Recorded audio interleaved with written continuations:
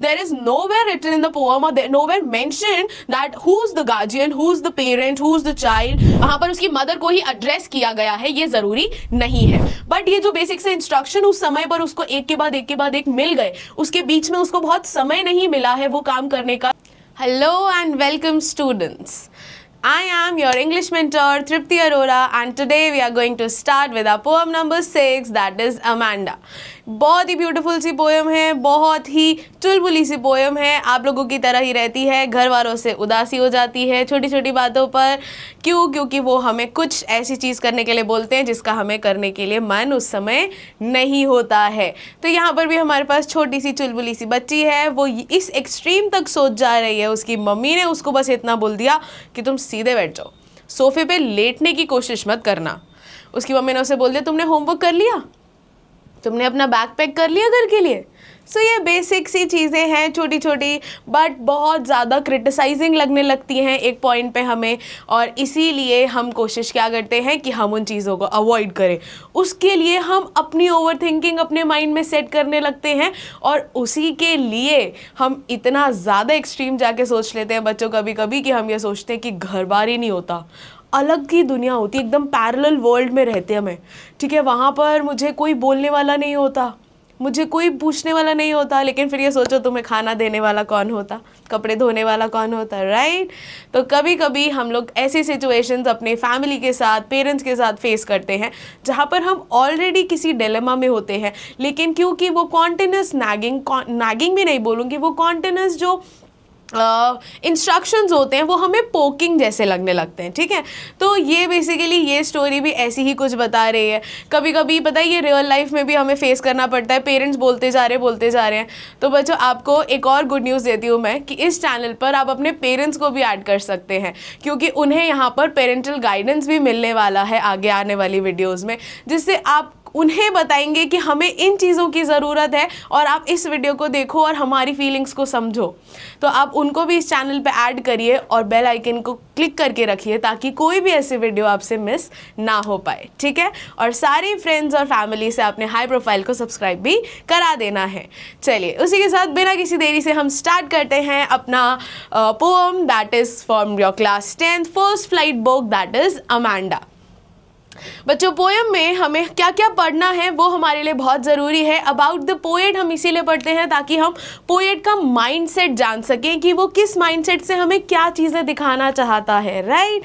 उसके बाद हम कुछ इंट्रोडक्शन पढ़ते हैं कि क्या इस बेसिक पोएम में बताया गया है. छोटी सी बहुत सॉफ्ट सी पोएम है, मुझे ये बहुत सॉफ्ट लगती है पढ़ाने में भी और पढ़ने में भी. उसके बाद हम एक्सप्लेनेशन देखेंगे, सेंट्रल आइडिया देखेंगे, टोन ऑफ द पोएट देखेंगे जो आजकल हमारे लिए बहुत ज़रूरी हो गया है, और उसी के साथ will cover up the poetic devices. So let's begin without any delay. First we'll read about the poet students. So poet है हमारे रॉबिन क्लीन. तो रॉबिन क्लीन बोल रहे हैं, he is a well known Australian author and poet born in 1936. She is famous for writing books, short stories and poems specially for children. देखिए इस poem से भी हम ये समझ पा रहे हैं ना कि उन्होंने बच्चों की ही बुक लिखी है, तो उनका जो इंटरेस्ट है वो ज़्यादातर बच्चों के लिए स्टोरीज लिखने में, उनके लिए उनकी भावनाएं बताने में उनका ज़्यादा ध्यान रहता है. Her works often reflect the theme of adolescence, individuality and challenges faced by young people in the society. तो आप इनके साथ बहुत रिलेट कर पाओगे क्योंकि ये आप लोगों के माइंडसेट से ही लिखती हैं, और बच्चे जैसे आजकल सोचने लगते हैं, छोटी छोटी चीज़ों में फ्रस्ट्रेट होने लगते हैं, उसी के बारे में ये बताती हैं. In the poem Amanda, robin clean highlights the struggles of a young girl who is constantly nagged and corrected by an adult. Now here what happens is sometimes when we see the answers or we ask students some questions, students are like answering it in कि उसकी mother उसको ये सब instruct कर रही है. There is nowhere written in the poem or nowhere mentioned that who's the guardian, who's the parent, who's the child. Basically it's just an adult, क्योंकि वो instructions कोई बड़ा ही किसी छोटे को देता है, ज़रूरी नहीं है कि वहाँ पर उसकी mother को ही address किया गया है, ये ज़रूरी नहीं है. उसके बाद बोल रहे हैं पॉसिबली हर मदर, शायद उसकी मदर हो सकती है, but it's nowhere mentioned in the poem. ठीक है, तो वी आर नॉट लाइक हम उसको सिर्फ एक पॉइंट ऑफ व्यू लेकर चल रहे हैं, हम उसको एकदम अप्रोप्रिएटली वहाँ पर प्लेस नहीं करेंगे. Then she says Through this poem, Clean expresses how children often feel burdened by too many restrictions and expectations and how they long for freedom, imagination and peace. कभी कभी ऐसा होता है ना कि हमें घर में से बहुत शोर आ रहा होता है and all we want, all we desire is peace. Do not tell me anything, do not tell me what to do not tell me where to go. Okay, I can do it by myself. No, you can do it by yourself, but taking care of you is also somebody's responsibility, right? So if they are not going to do that, आप अपनी responsibility fulfill नहीं करते हो तो आप भी उसके जो भी repercussions होते हैं उनसे डरते हो, right? तो उसी तरह से अगर कोई अपनी responsibility, आपको संभालना किसी की responsibility है, it could be a guardian, it could be grandparents, it could be parents, it could be siblings. तो अगर वो अपनी रिस्पॉन्सिबिलिटी फुलफिल नहीं करेंगे तो उसके रेपोकेशन से वो भी बहुत डरते हैं, राइट? तो उसी के लिए बच्चे कभी कभी चीज़ों के लिए इतना ज़्यादा एंथुसियास्टिक हो जाते हैं बट उनको सेम रिएक्शन कभी कभी बड़ों से नहीं मिलता, तो वो क्या करते हैं, वो पूरा का पूरा एंथुसियाज्म वहीं पर ही खो देते हैं. ऐसा नहीं करना होता. कभी कभी हमारी वाइब्स मैच नहीं करती हैं बट हमें थोड़ा बहुत दूसरों के साथ एडजस्ट करके चलना पड़ता है, क्योंकि इस दुनिया में हम म्यूचुअल अंडरस्टैंडिंग नहीं रखेंगे, इंसान नहीं रखेंगे तो क्या एनिमल्स रखेंगे. ठीक है, तो स्टार्ट करते हैं इसी के साथ हम अपना पोम. और पोम का स्टार्ट करने से पहले इंट्रोडक्शन जानना बहुत ज़रूरी होता है ताकि हम इन डेप्थ समझ पाएँ कि ये पोएम हमें क्या सिखाना चाहती है. बोल रहे हैं the poem Amanda is a thoughtful and imaginative poem. यहाँ पर ये नहीं आएगा exclamation mark. It's a thoughtful and imaginative poem that highlights the experiences of a young girl. जो experiences बता रही है एक छोटी सी बच्ची के जिसका नाम है Amanda, who is constantly being scolded and instructed by an adult. कोई तो बड़ा है जो उसको continuously जो वो कर रही है उसके लिए डांट रहा है, जो वो नहीं कर रही है वो उसको करने के लिए कह रहा है. The poet contrasts the adults nagging with Amanda's silent imagination. बड़ा तो कुछ कुछ बोलता जा रहा है, कोई उसको इंस्ट्रक्शन देता जा रहा है, लेकिन वो उनको मानने के लिए तैयार नहीं है. तो वो क्या करती है, वो अपने इमेजिनेशन में ही खोई रहती है. Where she escapes into her own fantasy world to find peace and freedom. जहाँ वो escape कर जाती है, अपने fantasy world में ही खोई रहती है और फिर अपनी freedom को चाहती है. The poem reflects the common conflicts between adults' expectations and child's desire. ये बहुत ज़रूरी है बच्चों कि बड़ों की expectations बताई गई है कि वो कैसा चाहते हैं एक बच्चे को बनाना, कि वो responsible रहे, वो हर एक चीज़ के लिए बहुत ही ज़्यादा conscious रहे. और वहीं पर जो बच्चा होता है ना वो छोटी छोटी चीज़ें डिज़ायर करता है. Let me be in peace, let me do what I want, let me like fulfil my aspirations, do not burden me with your aspirations. तो ऐसी चीज़ें जो हम बड़े तो थोप देते हैं लेकिन बच्चे उन चीज़ों को क्या करते हैं, वो उन चीज़ों को कहीं ना कहीं दूर भेजने लगते हैं. और मतलब उन चीज़ों, उन एक्सपेक्टेशंस को जब वो फुलफिल नहीं करते हैं ना तो वो कहीं ना कहीं वही उनके फेस पर, उनके इमोशंस में रिफ्लेक्ट करने लगता है. ओके, देन फिर कभी कभी ना बड़ों की एक्सपेक्टेशंस भी वो लोग रेजिस्ट करने लगते हैं कि हम दूर रहें इनसे. And for desire for independence and creativity. Through this, the poet draws attention to how constant criticism can affect the child's emotions and mental well-being. कि continuously अगर हम बच्चे को पोक कर रहे हैं, नैग कर रहे हैं, तो उसकी वजह से वो बच्चा कहीं ना कहीं अपना जो इमोशनल बैलेंस होता है ना वो भी खो देता है और वो कहीं ना कहीं अपने आप को सेपरेट करता चला जाता है ऐसे एनवायरनमेंट से. ठीक है, तो ये था एक बेसिक इंट्रोडक्शन बच्चों. अब हम स्टार्ट करने वाले हैं अपनी पोएम. तो ये है हमारी पोएम का फर्स्ट स्टैंजा.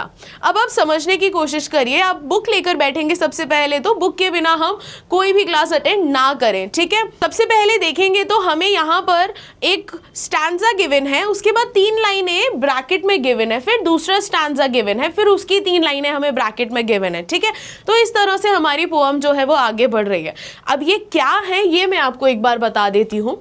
ये जो पर्टिकुलर स्टैंजा है, these are the instructions that are being imposed on Amanda. Okay, and these 3 lines that are given in the bracket, this is the imaginative part, this is the imagination that is in Amanda's mind. Okay, she is thinking कि मैं अकेली होती, मैं ये सब face नहीं कर रही होती और उसको ये सब सुनना ना दूसरों से बहुत ही बुरा लग रहा है.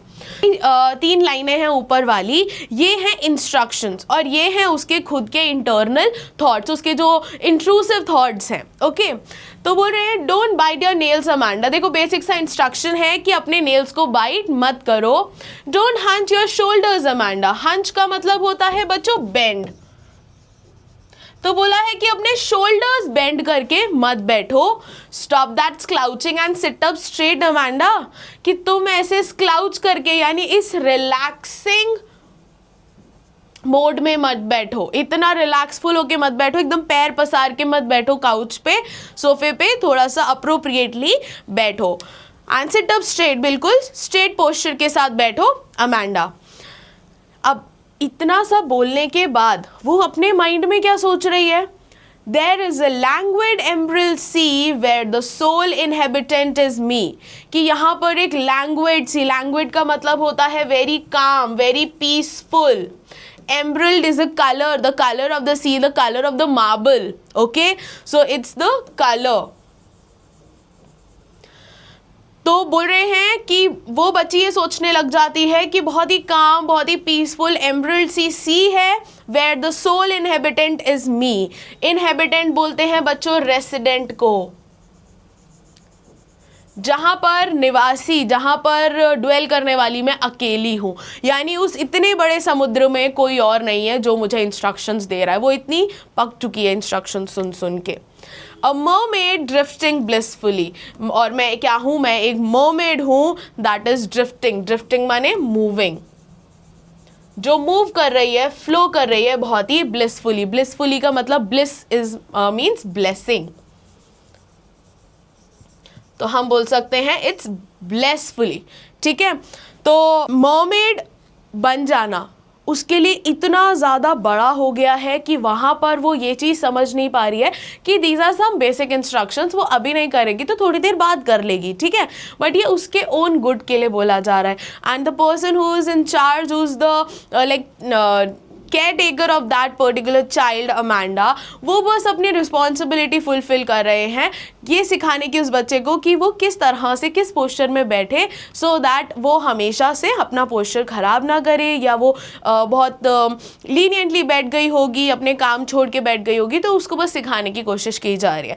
But Amanda to this particular instruction things to such an extent कि वो सोचती है कि मुझे तो मेरी फैमिली नहीं चाहिए, मुझे मेरे आसपास कोई चाहिए ही नहीं, मैं अकेली रहना चाहती हूँ। तो ये अमांडा चाहती है।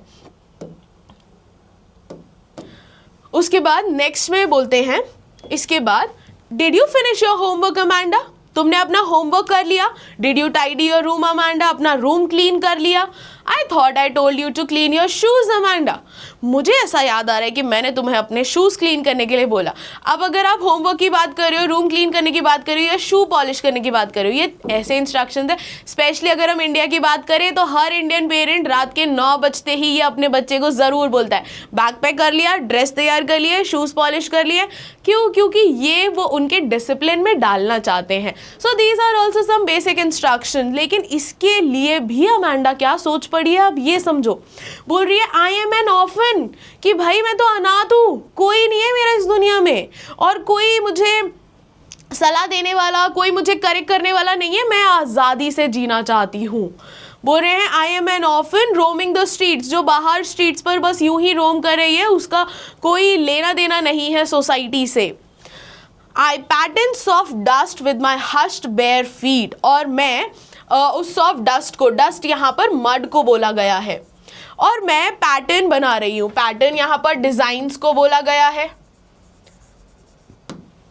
तो मैं डिज़ाइन बना रही हूँ। वो नीचे जैसे घर, कोई भी घर के बाहर कंस्ट्रक्शन एंड ऑल का वर्क चल रहा होता है, so there what she is doing, she is just making pattern, she is making designs with her bare feet, she is not even wearing her chappals और फुटवेयर। वो बस अपने पैरों से वहाँ पर कुछ कुछ डिज़ाइन बना रही है, और कोई उसको रोक नहीं रहा, क्योंकि वो अपनी दुनिया में अनाथ है, वो उसका कोई भी नहीं है ध्यान रखने वाला, और वो खुद से ही अपने मर्जी के जो भी काम है वो करती जा रही है। Then she says, the silence is golden and the freedom is sweet. Golden is something that is very precious to us. So gold is something that is very precious to us. And sweet is something that is very fascinating to us. Right? That is very attractive. कोई भी जैसे हम freedom है तो freedom को compare करा है basically उसने स्वीटनेस से। स्वीट मीठी चीज़ कौन सी होती है? जो हमें बहुत अच्छी लगती है, जो हमारे लिए बहुत फैसिनेटिंग होती है, बहुत डिलिशियस होती है। गोल्डन, गोल्ड मतलब अगर कोई दूर से हमें कुछ चमकता हुआ दिख रहा है तो वो हमारे लिए बहुत ही ज़्यादा अट्रैक्टिव होता है, बहुत ज़्यादा प्रेशियस होता है। गोल्ड कैसा होता है? प्रेशियस होता है ना, छुपा के रखते हैं सबसे एकदम लॉकर्स में, सेफ में, किसी को दिखना नहीं चाहिए, नज़र लग जाती है। तो बोल रहे हैं कि साइलेंस मेरे लिए ना ऐसी ही कुछ प्रेशियस सी चीज़ है जिसको मैं बहुत ज़्यादा यर्न करती हूँ, मैं बहुत ज़्यादा लॉन्ग करती हूँ उस चीज़ को। और मेरे लिए फ्रीडम जो है वो बहुत फैसिनेटिंग है, क्योंकि मुझे फ्रीडम मिलती ही नहीं है कुछ भी करने की। अब ये ऐसा नहीं है कि उसको किसी चीज़ की फ्रीडम नहीं मिली होगी, वो काउच पे लेटी होगी तो वो उसके लिए फ्रीडम ही है। बट ये जो बेसिक से इंस्ट्रक्शन उस समय पर उसको एक के बाद एक के बाद एक मिल गए, उसके बीच में उसको बहुत समय नहीं मिला है वो काम करने का या उस चीज़ को टाइम देने का, तो वो उसके लिए बहुत ही ज़्यादा इरिटेटिंग बन गया है उस टाइम पर। And what ever she is being instructed that is annoying her more and more. वो और ज़्यादा उस चीज़ से परेशान होती जा रही है। तो यहाँ पर वो अपने आप को ऑफन भी मान लेती है और बोलती है कि साइलेंस मेरे लिए बहुत ज़्यादा प्रेशियस है, मुझे बस दिला दो, साइलेंस दिला दो, मेरे आसपास शांति कर दो और मुझे फ्रीडम दिला दो। मैं अपनी मर्ज़ी से जीना चाहती हूँ, अपनी मर्ज़ी से उड़ना चाहती हूँ, अपनी मर्ज़ी से सोना चाहती हूँ। फिर वो बोल रही है फ्रीडम इज स्वीट, यानी बहुत ही फैसिनेटिंग सी, बहुत ही मज़ेदार सी मेरी ज़िंदगी हो जाएगी अगर मुझे आज़ादी और सन्नाटा, पीस मिल जाएगा तो। ठीक है, उसके बाद नेक्स्ट उसको क्या ऐसा बोल दिया कि वो और ज़्यादा भड़कने लग गई है। नेक्स्ट उसको बोल दिया don't eat that chocolate Amanda. किसी भी लड़की को ये बोल दो कि चॉकलेट मत खाओ, सबसे पहला गुस्से का रीज़न उसका वही हो जाएगा। ठीक है, आप लोग अपनी बहनों को, मम्मा को मना कर दो एक बार कि आप चॉकलेट मत खाओ, मीठा मत खाओ, देखो वहीं पर ही वो आपके ऊपर बरस पड़ेंगी। ठीक है, तो बोल रहे हैं don't eat that chocolate Amanda, कि तुम चॉकलेट मत खाओ। उसको और ज़्यादा गुस्सा आ जाता है। क्यों? क्योंकि उसको याद दिला देते हैं रिमेंबर योर एक्ने अमांडा, अपने पिंपल्स का तो ख्याल कर लो। तो उसको और गुस्सा आ जाता है कि ऑलरेडी मैं ये सब चीज़ें फेस कर रही हूँ, अब मैं इसके बारे में सुनूँ भी। फिर बोल रहे हैं will you please look at me when I am speaking to you Amanda, कि मैं तुमसे बात कर रही हूँ तो मुझे देख क्यों नहीं रही हो। भाई वो बच्ची है, वो अपने माइंडसेट में इतनी ज़्यादा डेवलप नहीं हुई है, ये मैच्योर नहीं हुई है कि वो ये सारी चीज़ें सुन के छोड़ पाए। ठीक है, वो सुन के इग्नोर कर पाए। उसको बुरा लग रहा है कि मुझे बोलते जा रहे, कॉन्स्टेंटली बोलते जा रहे, तो वो इस चीज़ को नैगिंग बोल देती है। नहीं, ऐसा लग रहा है कि मुझे हरास कर रहे हैं, मुझे ऐसा लग रहा है कि जानबूझ के मुझे टॉर्चर किया जा रहा है। तो बोल रही है कि चॉकलेट मत खाओ, देखो तुम्हें कितने ज़्यादा पिंपल्स है, कितने एक्ने हैं। तो वो बोल रही है मेरे को एक्ने हैं, वो मुझे पता है, तो मुझे याद और दिला दो, और उसी के साथ साथ मुझे चॉकलेट खाने से भी मना कर दो। अब इसके लिए वो क्या सोच लेती है?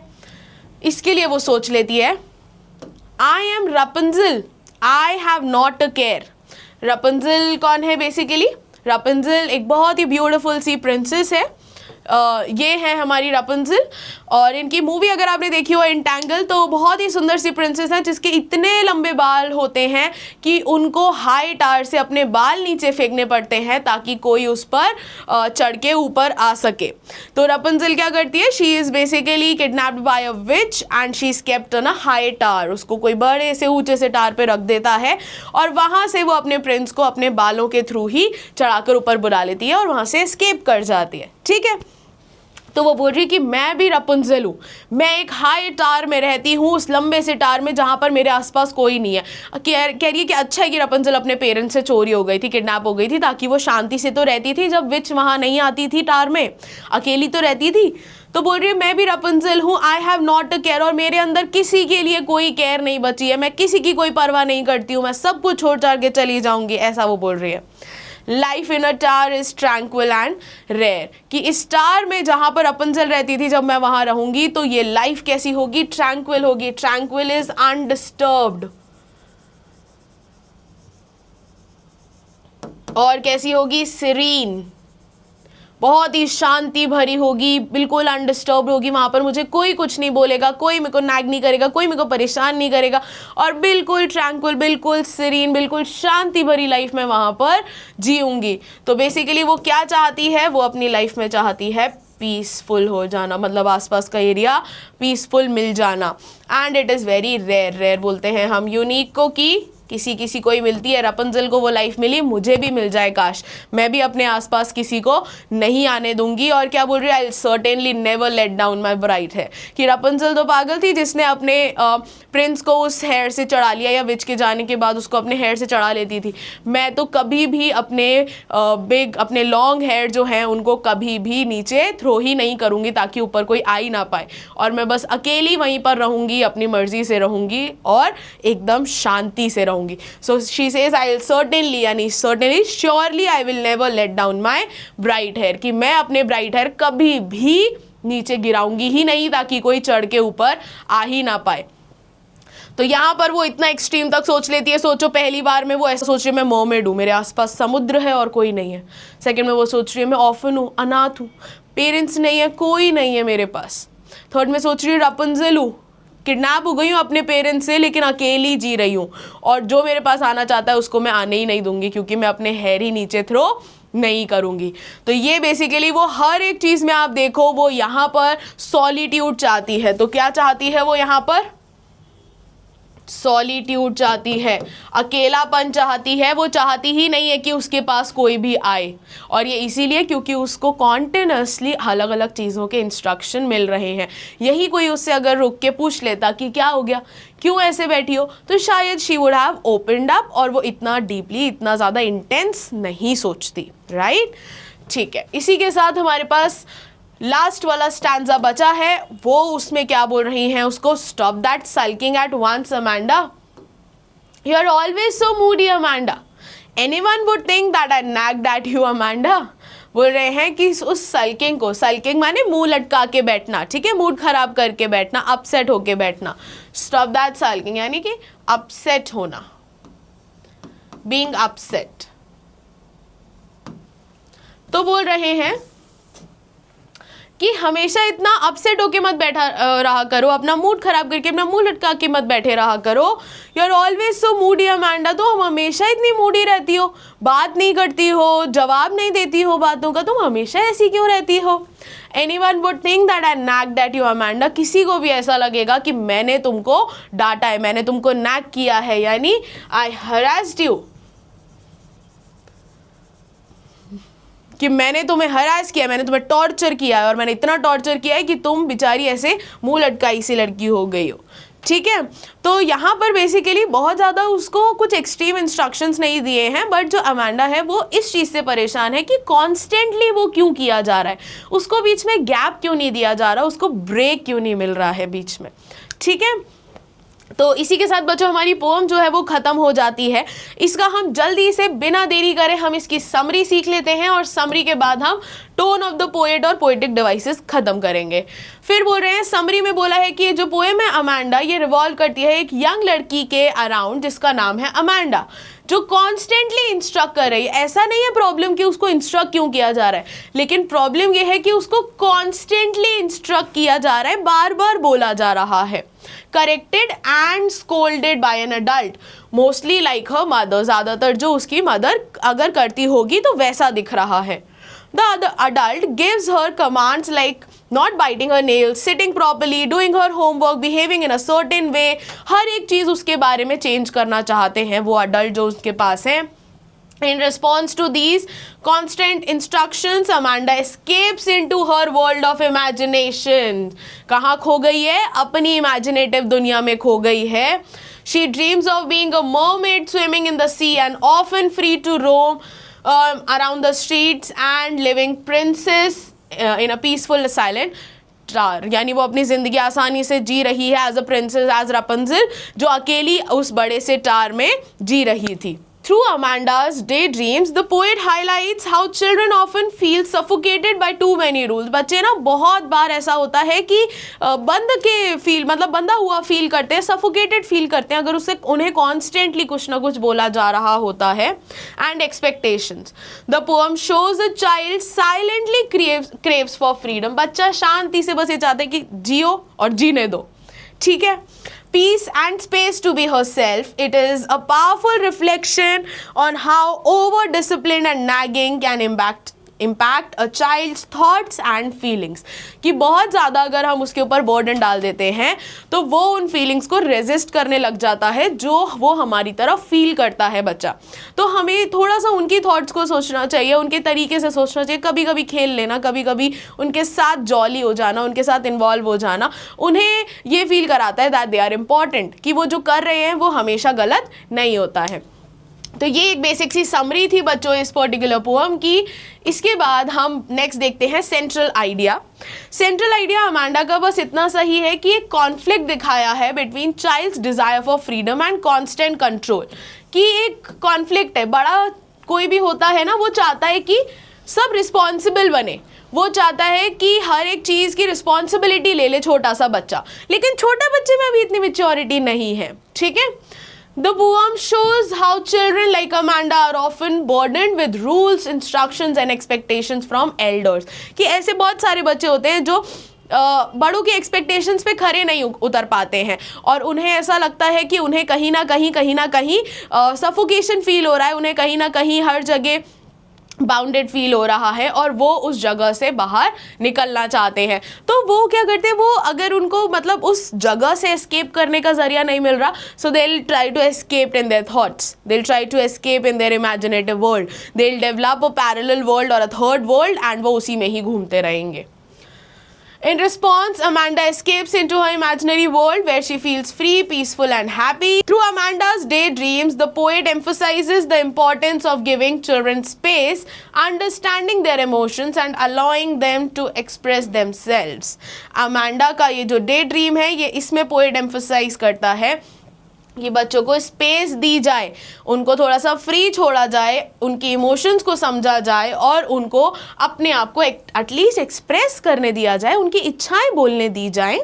The poem also suggests that too much nagging and control can isolate a child emotionally. वो बच्चा अकेला ही रह जाएगा, फिर वो किसी से कनेक्ट नहीं हो पाएगा कभी भी, and lead to frustration and withdrawal. और वो हमेशा withdrawal रहेगा, वो अपने एज ग्रुप से withdrawal रहेगा, अपने पेरेंट्स से हमेशा, अपनी फैमिली से हट के रहेगा, सोशली वो withdrawal रहेगा, वो पीछे ही रहेगा, ठीक है। उसके बाद बोल रहे हैं हम बच्चों next tone of the poet. This is very important क्योंकि एक नंबर में एक क्वेश्चन आजकल आ रहा है। So the tone of the poet in Amanda is sympathetic. ये हमें पोएम पढ़ के ही पता चल रहा है कि वो कॉन्स्टेंटली ये बोल रहे हैं कि बार बार बच्चे को आप सब कुछ चेंज मत करो, उसके बारे में उसको सुनो। तो वो बहुत सिंपैथेटिक है, रिफ्लेक्टिव है और क्रिटिकल है। क्रिटिकल किसके लिए है? वो किसी अडल्ट के लिए जो उनको कॉन्स्टेंटली बोलते जा रहे हैं, इंस्ट्रक्ट करते जा रहे हैं। Robin clean expresses sympathy towards Amanda, showing how a child feels suffocated by constant instruction and nagging. Second, the poet reflects on the emotional impact of the behavior and seems to criticize the controlling attitude of adults. Criticize कर रहे हैं कि हमेशा control मत करो यार, बच्चे को खुला छोड़ो, उसको जाने दो उस बेचारे को। Towards children, while the adult voice in the poem sounds very harsh, commanding and strict, Amanda's imaginative response brings a contrast with dreamy and peaceful tone.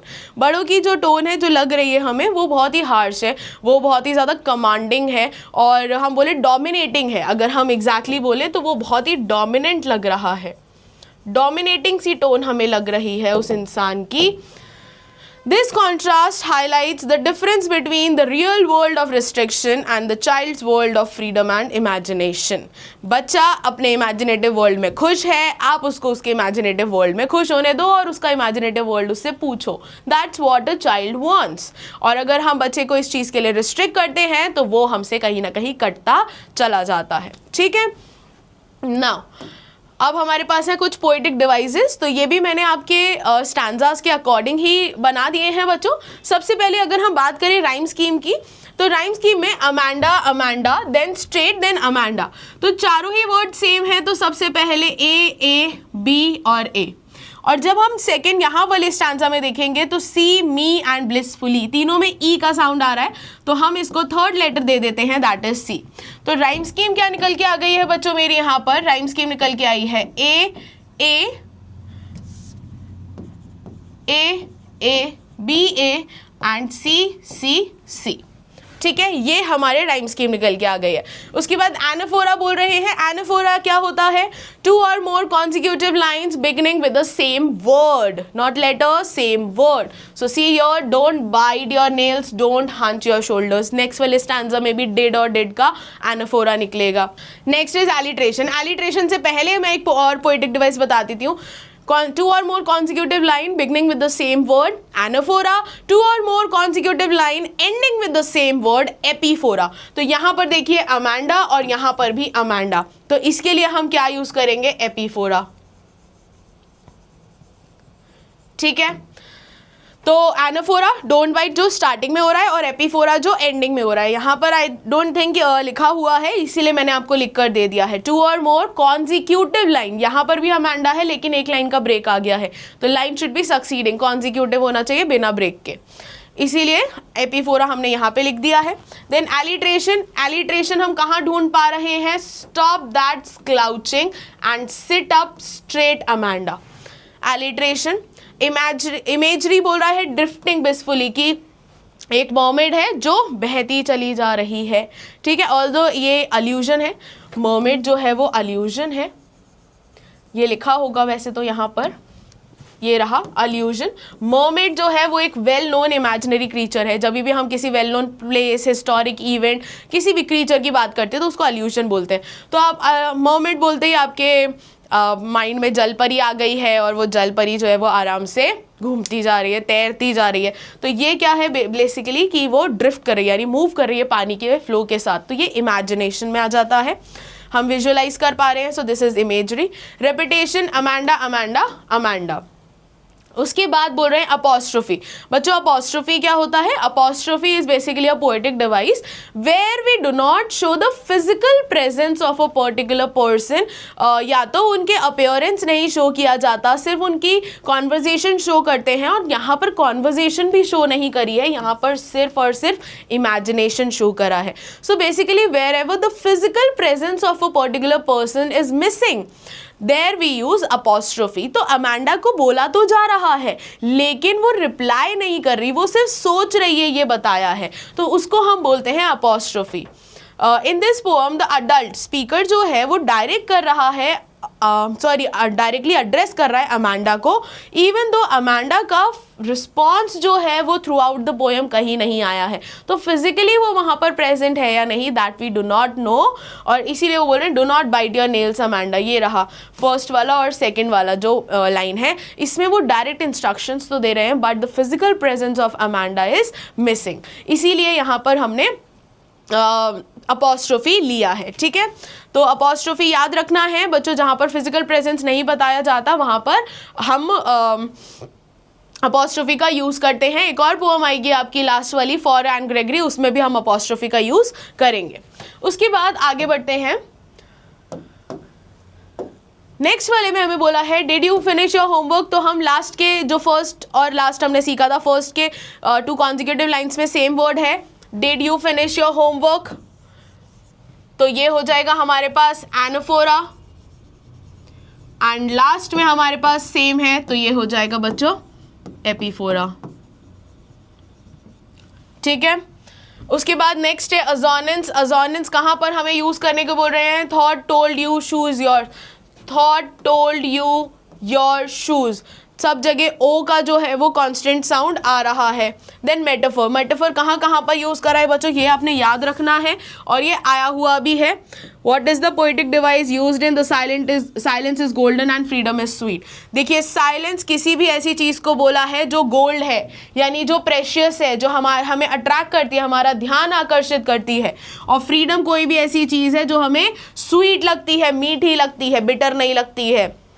तो दोनों ही कोई ऐसी चीज़ों को डिनोट कर रहे हैं। साइलेंस गोल्डन है यानी आकर्षित कर रही है, और फ्रीडम स्वीट है, मीठा है, हमें हमेशा उसकी लॉन्गिंग होती रहती है, हम हमेशा उसके लिए मतलब हम डिज़ायर करते कि कुछ मीठा खाने के लिए मिल जाए, है ना, खाने के बाद कुछ मीठा तो हो ही जाए। तो ऐसी फ्रीडम है कि बस वो हमें चाहिए होती है, हम उसके लिए लॉन्ग करते रहते हैं। तो मेटाफर जो है ये बहुत इंपॉर्टेंट पोएटिक डिवाइस है, स्पेशली इन दोनों लाइन में। उसके बाद रेपिटेशन, अमांडा अमांडा अमांडा। उसके बाद अपॉस्ट्रोफी बच्चों यहाँ भी यूज़ हुआ है क्योंकि इंस्ट्रक्शन यहाँ भी दे रहे हैं और फिर भी अमांडा का रिस्पॉन्स जो है वो कहीं दिख नहीं रहा है। तो ये हो गए हैं हमारे इस स्टैंजा के पोइटिक डिवाइसेस बच्चों। उसके बाद बोल रहे हैं डोंट ईट दैट चॉकलेट। अब इसमें हमें कहीं भी एनाफोरा नहीं मिल रहा है बट एपीफोरा मिल रहा है, तो सर्टेनली हम लोग एपीफोरा को मार्क करेंगे। और क्योंकि पोम जो होती है वो एक स्टैंजा वाइज ही आती है आजकल, पूरी पोम तो आती नहीं है, तो आपने हर एक पोम में इसको याद रखना है। ये वापस से मैं यहाँ पर लिख रही हूँ, ये क्या हो गया है, एपीफोरा। ठीक है, उसके बाद रपुंजल देखिए फिर से एक फेमस कैरेक्टर को नेम किया है, allusion. Then she says life in a tranquil is tar is tranquil and rare. तो tar and tranquil alliteration. I'll certainly never let down my bright hair. और क्या बोला है, consonant. Consonants किस किस में बोला है, I am Rapunzel, I have not a care. I am Rapunzel, I have not a care. Consonants हमें R के साउंड में दिया है उन्होंने, I am Rapunzel, I have not a care. ठीक है, उसके बाद अल्यूजन मैंने आपको ऑलरेडी बता दिया है, रपुंजल में है, अपॉस्ट्रोफी हम हर जगह यूज़ कर रहे हैं। उसके बाद अगर हम लास्ट वाला अपना स्टैंजा देखेंगे तो लास्ट स्टैंजा में बोला है stop that sulking at once Amanda. Again वापस से अमांडा अमांडा अमांडा एपीफोरा। उसके बाद stop that sulking alliteration, repetition में भी अमांडा अमांडा अमांडा आ जाएगा।